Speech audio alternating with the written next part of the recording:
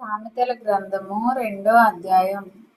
నా కుమారుడా, నీవు నా మాటలను అంగీకరించి నా ఆజ్ఞలను నీ యొద్ద దాచుకొనిన ఎడల, జ్ఞానమునకు నీ చెవియొగ్గి హృదయపూర్వకముగా వివేచనను అభ్యసించిన ఎడల, తెలివికై మొర్రపెట్టిన ఎడల, వివేచనకై మనవి చేసిన ఎడల, వెండిని వెదికినట్లు దాన్ని వెదికిన ఎడల, దాచబడిన ధనమును వెదికినట్లు దాన్ని వెదికిన ఎడల, యెహోవా యందు భయభక్తులు కలిగి ఉండుట ఎట్టిదో నీవు గ్రహించెదవు.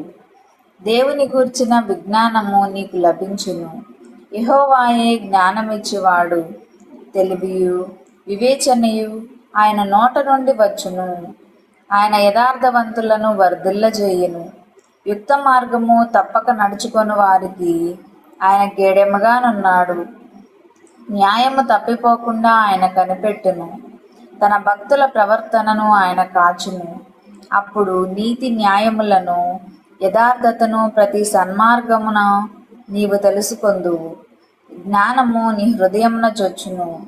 తెలివి నీకు మనోహరముగా నుండును. బుద్ధి నిన్ను కాపాడును. వివేచన నీకు కావలికాయును.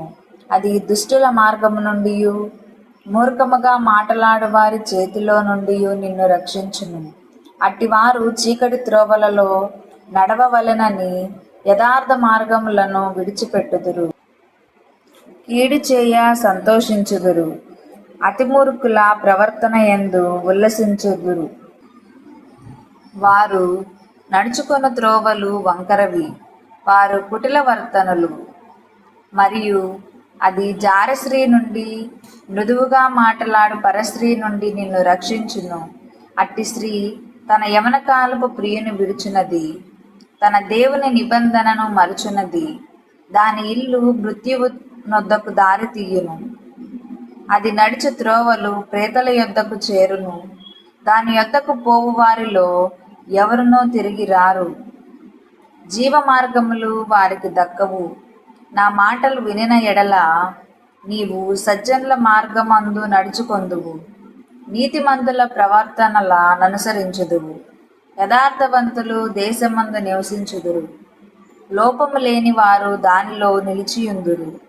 భక్తిహీనులు దేశంలో నుండకుండా నిర్మూలమగుదురు.